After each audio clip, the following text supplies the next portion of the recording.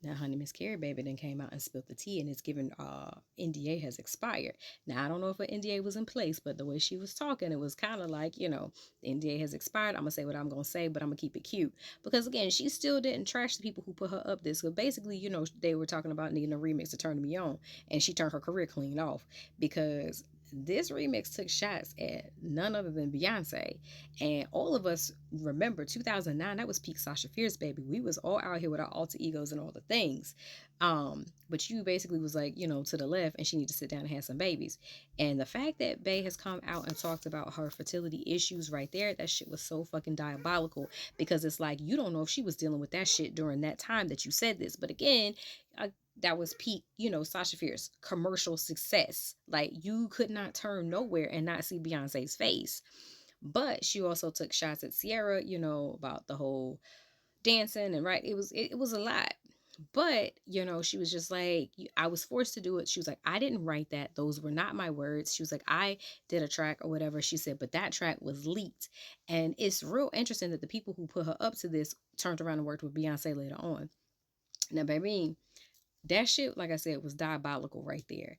But what gets me is we all kind of remember 2009. Well, some of y'all don't, because some of y'all was like, I was today years old when I heard this song because they ain't never played this song. I don't know what y'all radio stations was doing because we heard that shit everywhere.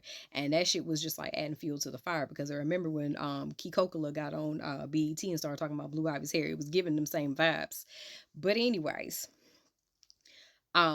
she does say that she regrets it, and she was like, I hate that this happened. She was like, because I stood in it, and she was like, and I protected those people, and she said, and I still kind of do or whatever.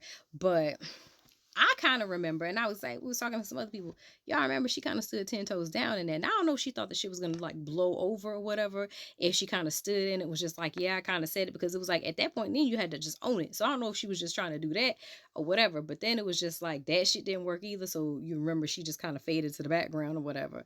But child, it's real interesting. Y'all be trying to run, slip, slide, and everything else into the little music industry, child. And I don't know, some of y'all built for this shit because that was a lot to carry. Because when I tell you, I remember the Beehive came and stung the shit out of her ass. That it was over.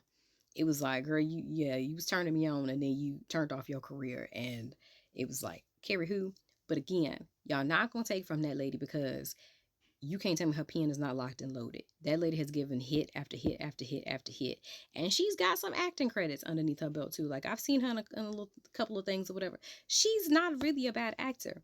But it's just unfortunate that she, was talking about how she was young and she was manipulated and ultimately taken advantage of. And it really changed the trajectory of her career because it was like she was slated to be really that next, because we all remember Pretty Girl Rock and all the things. Like, again, you're not going to take away from who she is as a writer, who she is as, as a performer and stuff. She really did. She made a mistake, but damn if that wasn't a hell of a mistake, baby, because ouch.